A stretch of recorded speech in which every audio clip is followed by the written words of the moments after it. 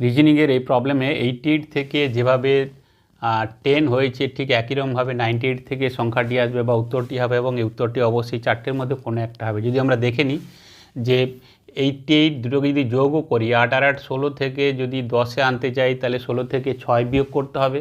তাহলে এক্ষেত্রে 9 আর 8 17, 17 থেকে যদি 6 বিয়োগ করি তাহলে সেক্ষেত্রে কত হবে? 11 হবে। 11 কিন্তু উত্তর এখানে কোথাও নেই, তার মানে এভাবে হবে না। অ্যাকচুয়ালি এটা কিভাবে আসছে না, 88, তো সেক্ষেত্রে 8 এবং 8কে যদি আমি গুণ করি তাহলে সেক্ষেত্রে কত হবে? 64 হবে। এবং 64কে যদি আমরা 6 + 4 করি তাহলে সেক্ষেত্রে কত হবে? 10 হবে, যেটা এটার সঙ্গে মিলেছে।